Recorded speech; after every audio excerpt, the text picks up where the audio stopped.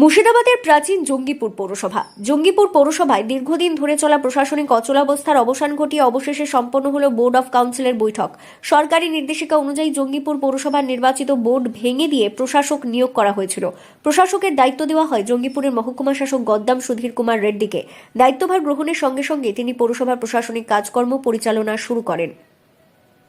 পুনরায় জঙ্গিপুর পৌরসভার চেয়ারম্যান মফিজুল ইসলাম বিরোধী দলের জনপ্রতিনিধিদের সঙ্গে নিয়ে এবং তৃণমূল কংগ্রেসের মোট 16 জন কাউন্সিলরের মধ্যে 12 জন কাউন্সিলরকে সঙ্গে নিয়ে বোর্ড অফ কাউন্সিলের বৈঠক সম্পন্ন করেন। আমাদের হাইকোর্টের রায়টাকে আমরা মান্যতা দিয়ে আমরা দিয়েছি, মিটিং করেছি, সব কাউন্সিলর হাজির হয়েছে।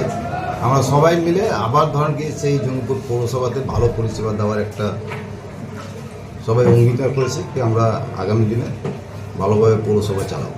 বৈঠক শেষে চেয়ারম্যান মফিজুল ইসলাম বলেন, আমরা হাইকোর্টের নির্দেশকে সম্পূর্ণ সম্মান জানিয়ে এই বৈঠক করেছি। সাধারণ মানুষের পরিষেবা যেন ব্যাহত না হয় সেই কথা মাথায় রেখে বিরোধী কাউন্সিলরদের উপস্থিতিতেও বোর্ড অফ কাউন্সিলের বৈঠক সম্পন্ন করা হয়েছে।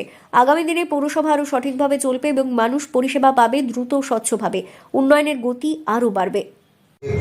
ভোট দিয়ে দেওয়া হয় তখন কিন্তু আমাদেরকে সরকার কিছু দেয়নি, আপনাদেরকে ভেঙে দেওয়া হলো, আপনারা পৌরসভায় যাবেন না কিংবা পৌরসভা কোনো কাজ করবেন না।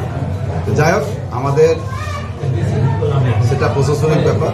যদি কোনো চিঠি ওনাদের কাছে এসে থাকে তো ওনারা দিবে।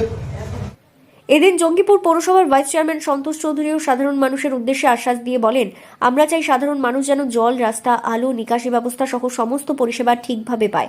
আগামী দিনে বোর্ড আরও ঐক্যবদ্ধভাবে কাজ করবে এবং মানুষের সমস্যার সমাধানে দ্রুত পদক্ষেপ নেওয়া হবে। তিনি আরও বলেন, রাজনীতি নয়, মানুষের কাজই আমাদের কাছে বড়। আমরা সকলকে সঙ্গে নিয়ে জঙ্গিপুর শহরের উন্নয়নের জন্য কাজ করব। আমাদের সমস্ত কাউন্সিলরগণ খুব আগ্রহের সঙ্গে সেই বোর্ড মিটিং সম্পূর্ণ হলো।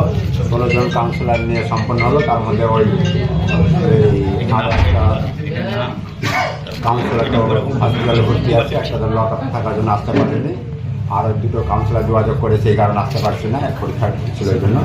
তো এখন আমরা সমস্ত কাউন্সিলর মিলে ঠিক করেছি, চেয়ারম্যান সাহেবের হাতে আমরা তুলে দিয়েছি যে আবার বহাল যে বোর্ডটা হলো যে ভালোভাবে বোর্ডটা চলে, পুরোপুরি আমরা দায়িত্ব চেয়ারম্যান সাহেব আমরা দিয়েছি। সেই মুর্শিদাবাদ থেকে তন্ময় মণ্ডলের রিপোর্ট, লোকাল 18 বাংলা।